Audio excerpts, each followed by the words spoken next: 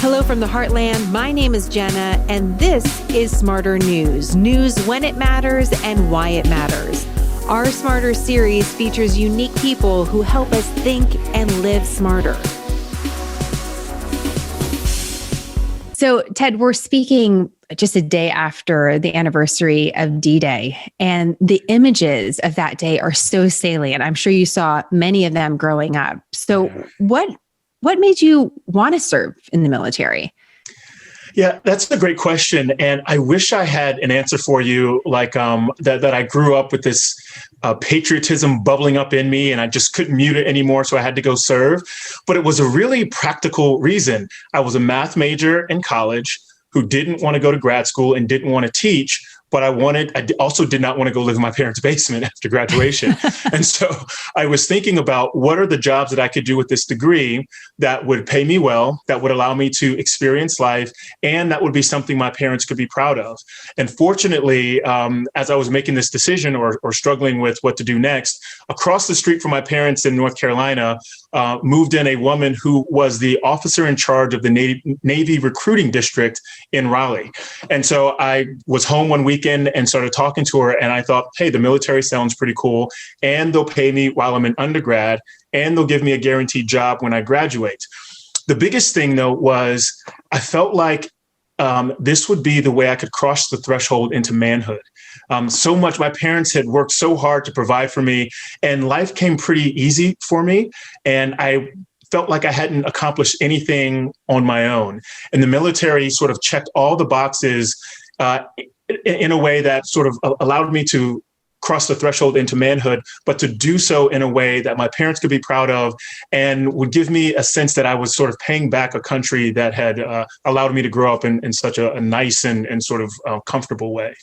What did your parents say when you told them this is what you wanted to do? Yeah, they loved it. They loved it. And we are not a military family. My parents were IBMers for their entire life. They grew up the children of sharecroppers, the first in their generation to go off to college, and both of them were hired by IBM in the 70s after college. So I didn't grow up with this military sensibility in my family. But when I told them that, I think they were pleased that I would serve. They both had brothers that had served in the military, so it wasn't completely unfamiliar. And they knew that I would hit the ground running when I graduated from college, and I would have this safety net that I would provide a salary, provide benefits, and provide me some exposure to what it meant to be a professional and self-sufficient. So let me just pause there for a second, because you've had many titles. So that gives us a good pause place before I ask you what you did in the military. But you served for 20 years. Yes. And you have a rank of commander in the U.S. Navy. Right. Exactly. That's, again, one of many titles. So commander, professor, speechwriter as well. Doctor. You have a doctorate now in law and policy from Northeastern University. And also son, husband, father. We want to mix those in, as well. But you said I should call you Ted, and your full name is Theodore Johnson, Dr. Theodore Johnson. I just want to put that in there because not everyone gets doctorate. But I appreciate calling you Ted. It is great. It's great to have you speaking with us today, Ted. What did you do? What exactly was the nature of your work in the Navy? Yeah, this is so interesting. So I went off to the military to be a pilot. And the whole time I was in college and I was in this program, I was going off to be a pilot. And day 2 of officer candidate school, the doctor looks at me and says, your eyes are no good to be a pilot. So you've got to choose a new profession. And so I went through the entire 13 weeks of officer candidate school, not knowing what I was going to do when I graduated until the last 5 days. And because of my math background, my undergraduate degree, and because I also had 6 years of French training, I was selected for this discipline called cryptology. And what cryptology essentially is intercepting communications that are not intended for you while you're out patrolling the ocean. So it's kind of like communications intelligence, listening to other nations without their knowledge. And so that's what I did for 20 years. That included 4.5 years at the National Security Agency. That included 5 years between the Pentagon and the White House, and 20 years of holding a top secret clearance and living in the world of intelligence and all that it entails. What was that like? Yeah, it was great. And I started serving just as this whole computer cyber stuff started infiltrating warfare. And the military was trying to figure out how to integrate cyber weapons and planning and operations into the things we know how to do, like blow things up with tanks and airplanes and missiles. So I was at the leading edge of the military trying to figure out how to integrate cyber operations into warfare, which meant lots of learning about computers and how they can be used for intelligence, and then thinking about how computers could also be used as weapon systems to be integrated in. And because this was happening at the time, just prior to and after 9/11 and after our declaration of war in Iraq and Afghanistan, we got to do lots of very cool things that saved American lives through cyberspace. And I was hooked and began to love it a ton. And what was supposed to be a 4-year career ended up being a little bit more than 20 because of that reason. So, but you've now added another title to this list of experiences in your life, which include published author, because your first book is published this week, which I want to get to in just a moment. So you served 20 years at the U.S. military and you come to a certain place. And then what happens, Ted, because you do make a shift in your life's work? Yeah. So really what happens is in 2011, I was selected to be a White House Fellow. And this is a program that brings people from across the country, usually about 15 or 16 mid-career professionals. And you come to Washington, you work in the White House, and you learn like the machinations of how Washington works, the politics, the people, the processes, the institutions. And this was an eye-opener for me because not only did I get to meet everyone from President Obama all the way through cabinet level officials, Rumsfeld, Condoleezza Rice from previous administrations, but you learn that these are very smart people who care lots about the country. And that's kind of the only prerequisite for being there. So there's not like, these aren't super genius people who hold the keys to the kingdom that you'll never have access to. These are just good Americans who want to serve. And so I felt like this kind of leadership was now accessible to me. And the other thing it exposed me to how domestic problems are considered and how policy solutions are designed to address these issues. And I wanted to be more a part of those conversations and think less about what China was doing in cyberspace to steal intellectual property, for example. So the cyber world became less attractive to me as I gained more exposure to how domestic politics works in Washington. The biggest thing, though, was the year after I left the fellowship. This is the year that Trayvon Martin is killed. And there's a drumbeat of these interactions that are happening, playing out in public on our TV stations, on cable news. And I'm the father of 3 Black boys. And I wanted to leave behind a better country for them than the one I inherited, or certainly the one that we presently live in. And so I felt the best way that I could make America better, the best way I could contribute to that, to ensure their safety and security and their ability to prosper, would be to think out loud about race and the promise of America for a more public audience, and less about, again, what other nations were trying to do to us in cyberspace in a more closed circle. Not that the latter isn't important, but I thought I had something unique to add to the first question, that whereas I was just part of the machinery when it came to cyber and warfare. Well, 20 years of service, you could check that box. So not necessarily right. Part of the machinery, but now you're on to you kind of shift here, to shift your focus to race and politics. And so the title of your book is When the Stars Begin to Fall, Overcoming Racism and Renewing the Promise of America. Here, after you're charting your course, you find yourself at a time writing a book where race and politics is one of the paramount news stories that we're covering on SmartHER News and everyone is talking about. And as I read your book, though, I have to point out that although we think our time is very unique, as your book walks us through, the conversation about race and politics in America has always taken place. That's right. Tell us a little bit about that. Yeah, so we are entering a long-standing conversation in America, and like the Bible says, there's nothing new under the sun. That's right. What we're facing, previous generations faced as well. Now, their version of the problem was different than what we're facing today, and so we have to account for the particularities of what we're experiencing, and then try to divine a way to leave a better America for the future. So this is tough. I mean, look, when I went back to school to get my doctorate, I studied African-American political behavior because I wanted to make it more public the political diversity within Black America. My father was a Republican for the vast majority of his life, my mother a Democrat, so that two Black people could hold differing political views and still get along and love one another is not a foreign concept to me. I also, as you noted, served 20 years in the military, so that a Black person could be critical of the nation's history and of our shortfalls today doesn't mean you can't love the country and be willing to sacrifice your life for it. And so I think these sort of experiences give me a unique vantage point to both praise the progress our country has made and point out that we still have a ways to go, especially when it comes to the question of race relations. So I think, look, I'm happier to be a Black man in 2021 than in 1921 or 1821. So that points to the fact that we have gotten things right. We have made our nation better over the course of time. But it also points out that we are not there yet. We've not yet achieved the utopian state of the American ideal where all of us recognize the equality of one another and recognize our unalienable rights to life, liberty, and the pursuit of happiness.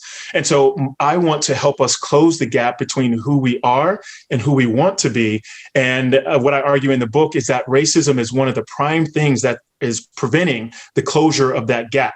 And so what I don't say is that America is an irredeemably racist country that was founded on racism and can never get it out of its veins.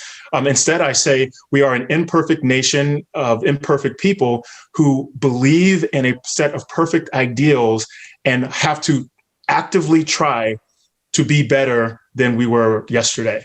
And by addressing racism head on, that's one of the main ways I think that we can do that. One of the things your book does is it takes you through your family history, America's history, and also just a lot of lessons about the economy, about security. I mean, it's a really interesting way to tell this story that's very personal. Talk to me about the title, When the Stars Begin to Fall, because that imagery is so clear, but it might mean different things to different people. Why did you choose that? Yeah, so this is the title of a song that was frankly one of the old Negro spirituals from slavery times. And the song is ostensibly about the rapture in Christian terms. So this is when, sort of Jesus returns to the earth and all of his believers are ascend up. But what those who were enslaved were really singing about was emancipation. They couldn't outwardly sing about emancipation because they would be chastised, maybe punished for declaring they wanted to be free from their enslavement and they wanted liberty.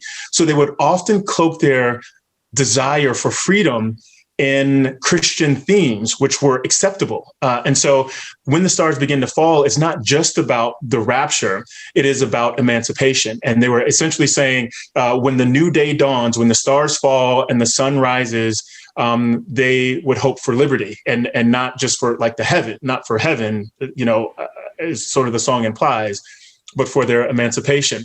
And so I chose this title because it too weaves together this demand for liberty and equality with this sort of quasi-religious belief system that is working towards something that's bigger than all of us.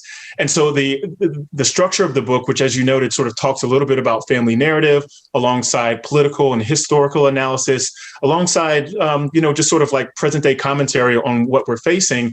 What I wanted to show is that as the nation has wrestled with racism throughout its history, it wasn't just some abstract theoretical problem, but that when you look at my family from the 1800s forward, they experienced that racism in very particular ways. And the responses to that experience wasn't to say, let's burn America to the ground and leave. It was to say, how can we prove to these people that we belong here too, that we love this country too? And so it was a sort of a plea for inclusion, a plea for access to the liberty that we profess to love, alongside a nation that is struggling to make itself more available to more people, more inclusive, against those forces that would, rather things stay as they were to hold on to economic and political power. As you walk through the past, you also give some tools for the present, for your reader to think about for the present that could be part of what you're describing as a solution. In order to get to conversation about the solution, though, we have to talk about the problem. And people define the problem in different ways. Some people don't even think a problem exists. So because we use terms like racism, systemic racism, I'm hearing now a lot, structural racism, what does that mean to you when you say it, even in the context of our interview or your book? What does that mean?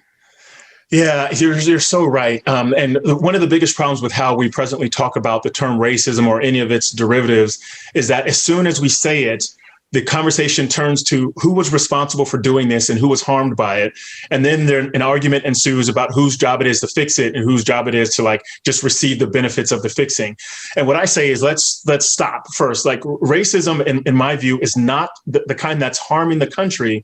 Or is threatening the country is not the kind that people hold in their hearts. This is not interpersonal bigotry or prejudice or discrimination.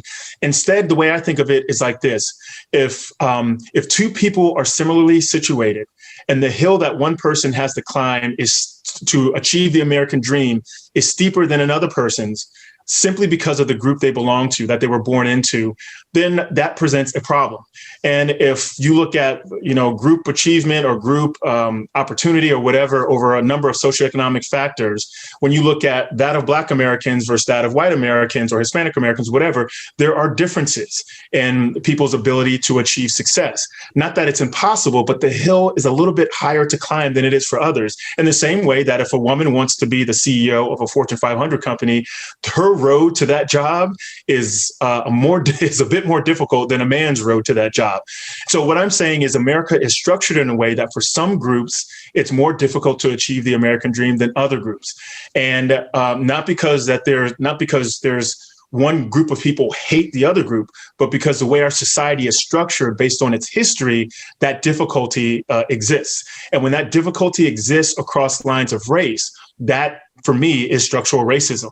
And that this is something the state has allowed to be created in past policy and is not sufficiently addressed in present policy. And so it's the state's responsibility to address structural racism. And all of us should sort of hold the state accountable for that, instead of thinking of racism as something white people did to Black people. Therefore, white people must, make amends to Black people in order to make things right. And that latter definition, I think, is more divisive than it is helpful to creating the country that we all want. Obviously, there's a lot of debate on this topic. And again, as we point out, it goes back decades. So we're experiencing it maybe in a new way with new words in a new time. But I appreciate that definition, because there's some that, as you know, will disagree with that will say, hey, listen, there isn't the racism that's being described structurally or systemically. And some of those voices that are critical of it are very prominent Black voices. Mm-hmm. I just was listening the other day to former Secretary of State Condoleezza Rice, and she was asked about structural racism. And the interviewer was sort of challenging her, saying, wait a minute, do you think structural racism doesn't exist? Like, he was trying to figure out exactly what she thought about it. And here's what she said. She said, I've ceased to use it because I don't know what it means anymore. Do I think that there are impacts of race that are clear in American life? Absolutely. But the other problem with it is it sounds so big and impenetrable, as if we have to jettison the system somehow. And with all of its problems having been all over the world and having seen how people deal with differences, I will tell you that America deals with differences better than any country I've ever visited. It sounds like you had some interaction maybe with her at the White House, or you've been able to be in similar circles. What do you think? What do you think of what she has to say on that? Yeah, so I don't disagree with anything she says there. I think she's absolutely right that the term has kind of been hijacked for political purposes, for activist purposes, as a way to score points on the other side and sort of chastise them for being racist, or chastise one side for hating, the other side for hating America, and not being really interested in having a nuanced, earnest discussion about inequality in America. I think there is still utility in the term, but you have to define what it is you're talking about before you start talking about it. And that's not happening in our country right now. So I think there is still a place for the term structural racism, but you have to be very specific about what you're talking about. Because if someone says, do you think America is racist? One set of people will say, do I think America is structured in a way that makes it difficult for one racial group of people to achieve, then more difficult for that group than another group? And I think a lot of people, including me, would say, yeah, that's true. Another group would say, when you say America is racist, you're saying America hates Black people. That's like saying my car hates Black people, or like America is this entity. How can it hate? It's not a sentient being. And I would also say that's true. I do not think America hates Black people. In that sense, I do not think America is racist. But if those two camps don't agree on what they mean when they're talking about America and racism, they will never be able to find common ground, much less bond together in order to create a more just nation. I think you really articulated the two sides really well. I'm sure a lot of our audience is like, yes, I've heard both of those expressions at different times. And sometimes it's difficult to know even how you feel about it if you're hearing so many different definitions. And one of the reasons why I wanted to have this conversation, I mean, admittedly, I heard you being interviewed on the radio and they didn't say your name. You were talking about, it was right before the election, and you were talking so passionately about race politics. And I said, I got to know who this guy is, talking about military service. I said, because I want to be able to, at SmartHER News, cover a lot of different angles of this story. And in the regular news, I don't want to use mainstream because it's like too much of it. But in the regular news, we only talk about race and politics around controversy, right. And I don't know if that's helpful. It never seemed that helpful because the stories repeat a similar pattern. And then at the end, everyone's like, right. Okay, next thing. There's not necessarily a conclusion or moving forward. And, I haven't figured out a way to break. I didn't figure out a way to break that in the 24-hour news cycle, but I hope that with SmartHER News, we can think about it in a smarter way. So it's one of the reasons why I wanted to talk to you, because I thought this is a broader conversation that we can have, and we can entertain a lot of different points of view. You talk about the promise of America. You capitalize the word promise. Yeah. What is the promise of America? Yeah. So the promise of America is essentially that we dedicate ourselves to a set of beliefs that say we are all created equal, and that we all have unalienable rights to life, liberty, and the pursuit of happiness. That's the promise. That's the promise of our country. I think of the United States and America as two separate entities. The United States is like the interest-driven nation state that doesn't really have a sense of morality. It's just a nation that's looking at what's best for it. But America does have a sense of morality. America is the promise. It's the ideals. And what we're trying to create in the United States of America is a nation state that lives up to a set of ideals. We've not yet achieved that, but the promise of America it may point out some of our shortfalls in the United States history, but it doesn't suggest that the United States can never live up to the ideals. So the promise of America is that, and I distinguish it from the dream. The American dream is really about like economic opportunity. Can we be socioeconomically upwardly mobile? And, can I do better than my parents? Can I take care of my family? The promise isn't about economics. The promise is about our dedication to these principles, and then our dedication to one another, such that should any one of us or any group of us be denied access to the full rights and privileges of citizenship unconstitutionally, that all of us will fight to ensure the state secures those rights and privileges for everyone who deserves them. I noticed that you capitalized promise, but I noticed something else. There was, and I just want to fill our audience in on that. There was a decision made by the Associated Press, which is a really strong editorial voice. When the Associated Press makes a style recommendation for the way that you write, most people follow it because they're the Associated Press. So any sort of thing, it could be spelling, it could be titles, it could be anything. And mid-year last year, they came out with an announcement that the Associated Press was going to capitalize Black, but leave white lowercase. And they have several arguments for the reason why this is. And it's something that at SmartHER News, we struggled with. We said, okay, the Associated Press is going to be doing this. Should we be doing this? But we found that it didn't when we put it in a sentence together, we felt that it might be distracting for readers without a fuller explanation. I noticed in your book that you kept pretty much everybody not capitalized. Right. So promise is capitalized, but Black and white is still lowercase. Why did you make that decision? What was behind that? And was it a cognizant decision? Yeah. So initially it wasn't. Initially it was, I'm just going to avoid the capitalization debate by doing what the Associated Press does, which is lowercase Black and white. And then in the middle of me writing the book, they made this decision to capitalize Black, but not white. And so from that point, my editor asked, what do you want to do? And it was I intentionally decided to keep both lowercase for the very reason you outlined. When I'm writing about Black and white people in America, to capitalize Black and not white implies that I'm giving a prominence and a salience to the Black experience and sort of discrediting or demoting the white experience.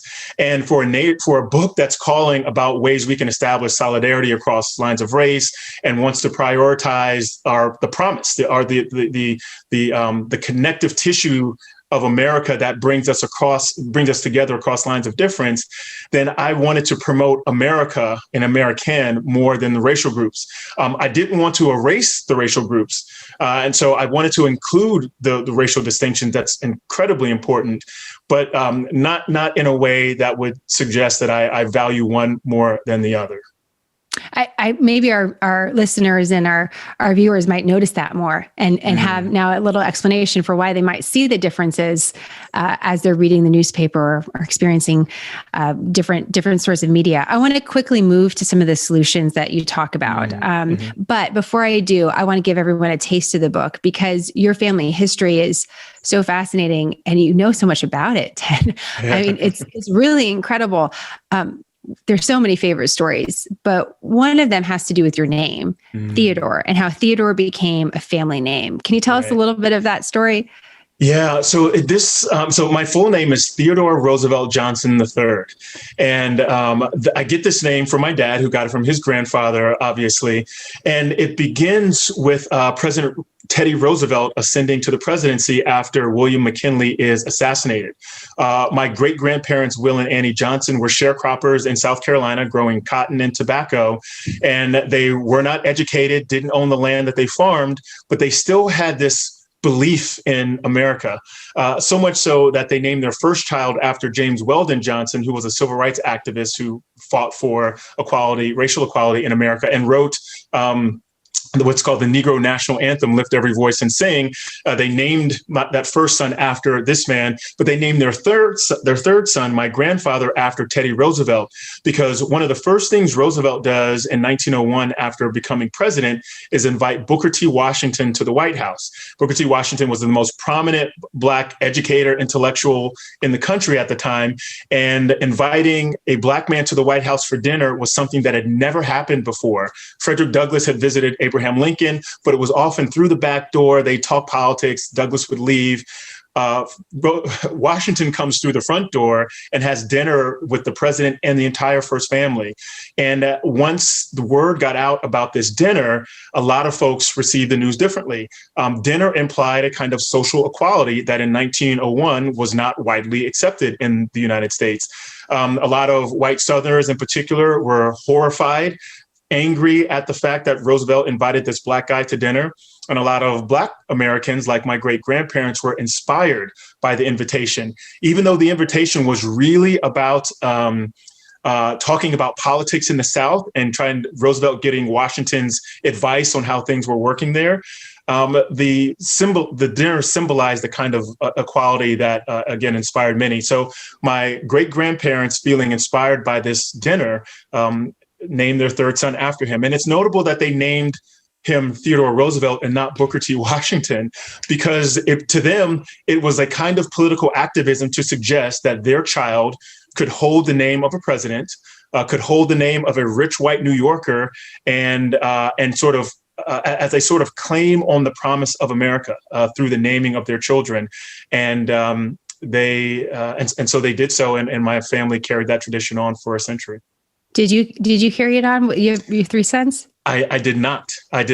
And for a whole host of other reasons that may make up another book one day, I wanted my children to create their own destiny, their own stories, their own pathway.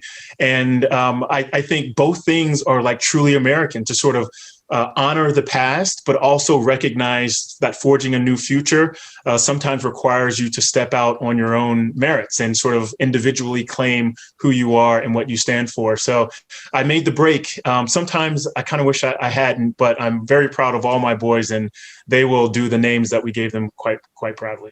I'm certain of that. I can relate. My son is actually a third as well. But we don't use his name.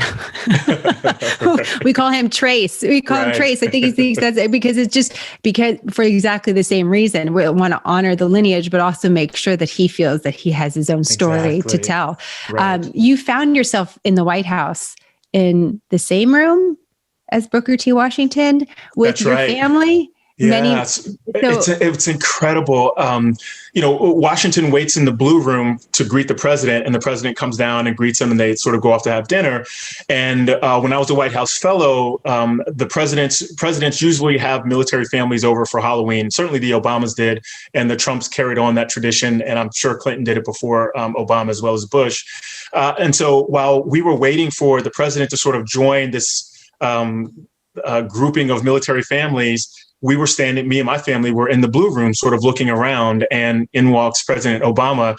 And it just feels like this was my great-grandparents' faith in the American project being rewarded and being sort of it's almost prophetic in a way, coming full circle that, yes, it is possible that even in a nation that still struggles with race, you can have a Black president, which my great-grandparents, I think they believed would one day happen. It took 120 years, but it happened, or 100 years and some change, but it happened. And that their children would not be out of place in an America where that was possible, that they would be included in uniform, fighting for the country.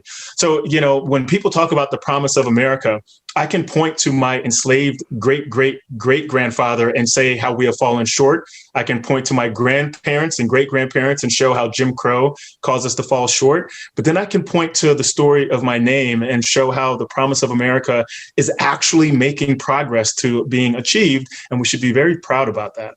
Okay, that being said, then why do you think racism is the issue to address, and not, so, given your experience, given your life experience, given where you are now writing about this topic, given the fact that you're at the White House with your family, all the things that you've achieved, why do you believe that racism is at the central issue for America, and not necessarily like sexism or fascism or socialism or any other ism out there? Why do you believe it's race?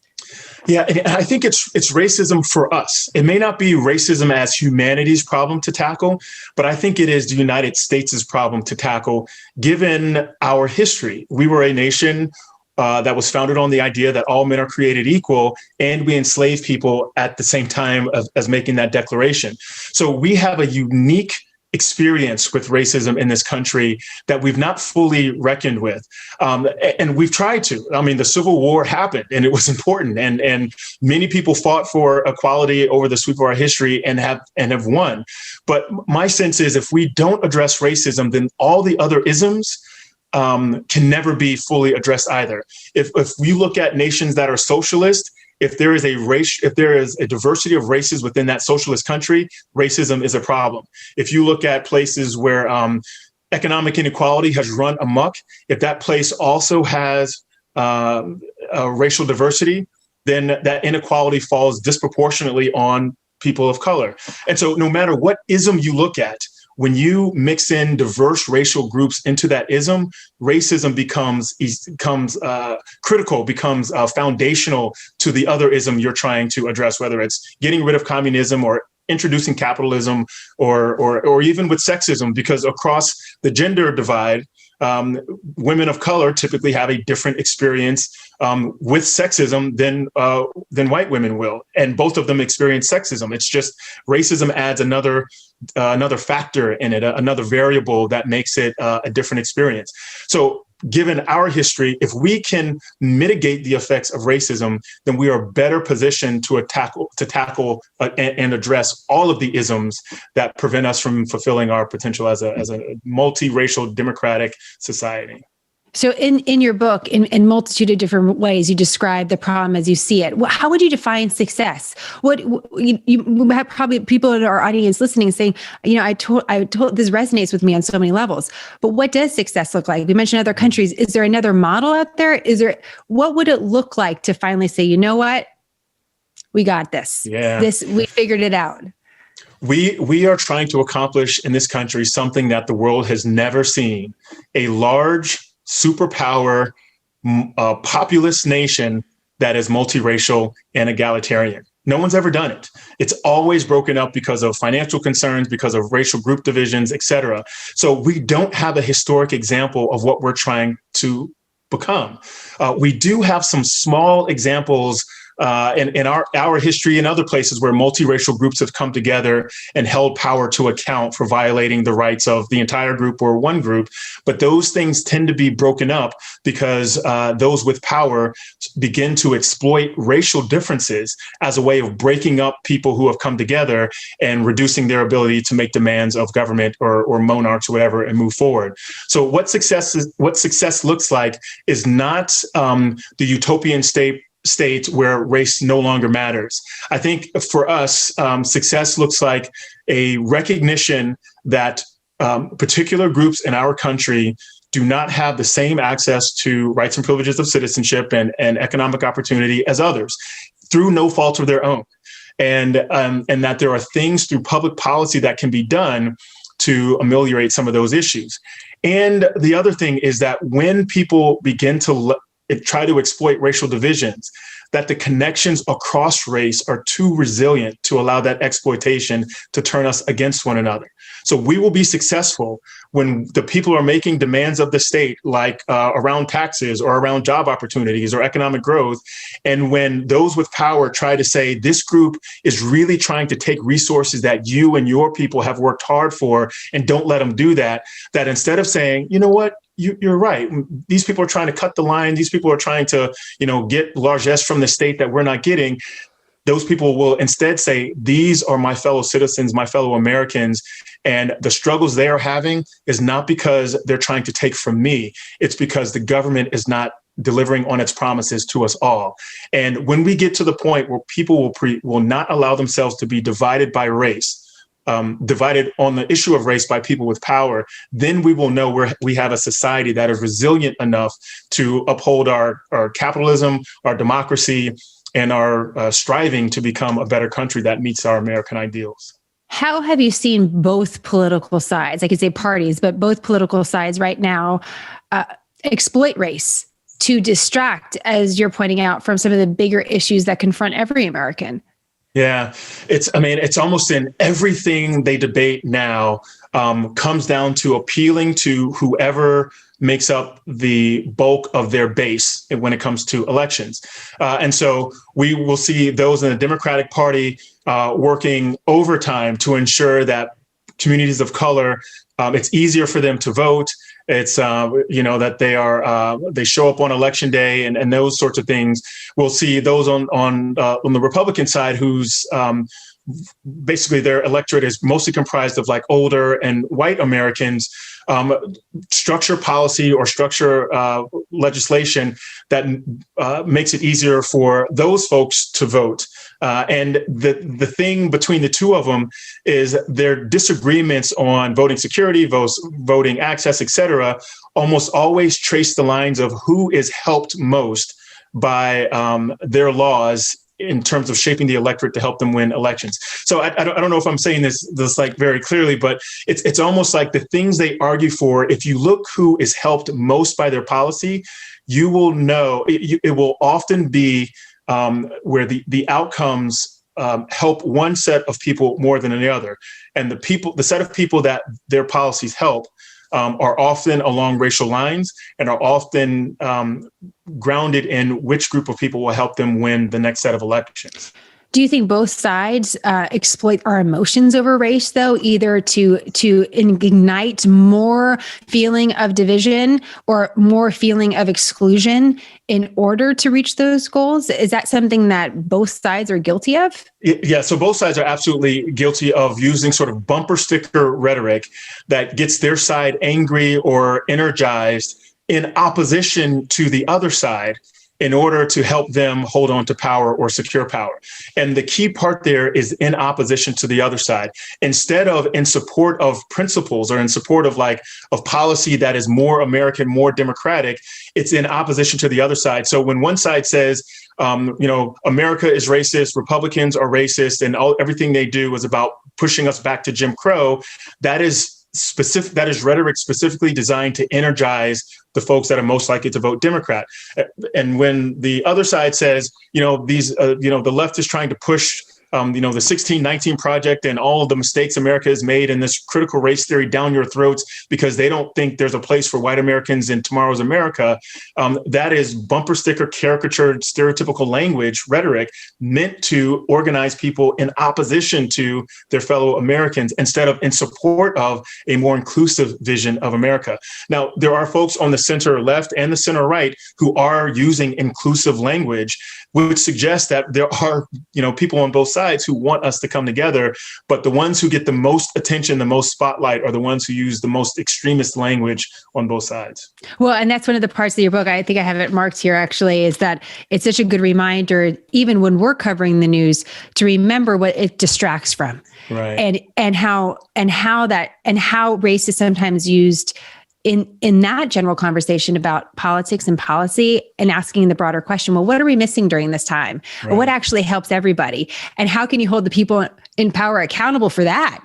The things that help everybody, right. rather than some of these other issues. It was a really, again, salient part of the book. What is this? You map out a pathway. You map out a couple things that we can do that you see based on your experience, military, government, and beyond, that you believe could actually move us closer towards improving upon the problem that you described. What would be a few of them, if you could sum up a couple of them that you feel that the individual can do alone? What would that look like? I know some of it has to do with the state. We can get there too. If you need to go there, Ted, we can go there too. But I'm just thinking about practical things. Sometimes we talk about these issues, but we don't talk about practical ways that we can, participate. Right. Yeah, I think so. On the individual level, and frankly, I think the biggest problem facing our country on the question of race isn't that we have people with power trying to exploit the issue to divide us, but it's that we don't know each other as we should. Our social circles are segregated. Our housing is segregated. Our schools are segregated. We're just not interacting with our fellow Americans in ways that we should, because a lot of the stereotypes and caricatures of other groups that we cling to can be defeated if we just know people from those groups instead of not knowing them and then believing the stereotype. So one of the things we can do, I call it in the book superlative citizenship, which is to say to be that's the best way to say it, to sort of overperform the duties of citizenship, even when the state or other people around you are unwilling to do so. At the individual level, that means making a point of getting to know people who are not like you, who are in a different socioeconomic status than you, different races, different ethnicities, different religions, and don't see that difference as being less American, but seeing that difference as being a strength of America if we can only find ways to find connection across difference. And that is a very difficult thing to do. One of the main reasons is for what you pointed out around language. Structural racism, anti-racism, critical race theory, don't call me Black, I'm African-American, don't call me African-American. Like the language of talking across difference is so daunting that people don't want to subject themselves to that vulnerability just to be called racist out of a good faith attempt. So we have to practice a little bit of forbearance and meet our fellow citizens where they are and show a deep, earnest, and enduring interest in getting to know one another across difference. One of the themes that you touch on that has been a theme also in other stories that we've covered is a big question about who defines the problem, the individual, the state, or the federal government. And then it's who solves the problem, the federal government, the state, or the individual. And we've seen that, let's say, with pandemic policies. We've seen that in hypercolor. So with this, again, how you've thought through a few of these different ways that you feel there's could be a pathway to improvement. How do you see that question about who takes the lead? Yeah. So I list out in the end of the book 5 ways where we can manufacture the kind of solidarity I think will help us address racism. Some of these are just basically forcing us to get to know one another through civic education, telling a better story about America, through deliberative democracy, where people come together, make decisions that are binding, but it forces us to deliberate on real issues together instead of like in front of our TVs and our families. Through a national service program, so where where we get to work alongside fellow Americans on bigger projects that don't center our racial groups, but center some superordinate task, and on democracy reform to ensure our institutions and systems treat us all fairly and treat us all in a just way. But the fifth thing is what I call a transformative figure. And we are still a nation that loves its heroes. And so if we don't have leadership that models what it means to be a better American, then even if we make all these other changes, we're going to fall short. We have a pantheon of great Americans from George Washington, Abraham Lincoln, Martin Luther King, and they're in the pantheon not because they were perfect, but because something about their lives captures an essential quality of what it means to be to harbor the best of what it means to be American. And we need those figures to help lead the country, our society, out of the conflict and tension. And I don't know where that person is or when they show up or where they will come from, but it's going to require a set of leaders who embody the best of what we stand for, what our ideals are. Do we have those now? So the unfortunate part about these people is that you often don't recognize them until after they're gone. Lincoln had to be assassinated. King had to be assassinated before people recognized how essential they were to the American project. And so those people are around. I don't know when they will become the transformative figures that we need, but we will not be able to do it without principled leadership. And while these figures ascend to the pantheon, there are everyday exemplary Americans that we can model our lives after. Teachers, social workers, the soccer mom. Like there are people in our everyday lives who are the best of what it means to be an American. So we don't have to wait for that national leader to lead us out of the desert into the promised land. We can actually look to people in our communities that sort of embody the best of what we are as a nation and allow them to be transformative at a local level. And hopefully, and what I argue in the book is that this change is going to come from the community level up and not be forced down our throats from the national level down.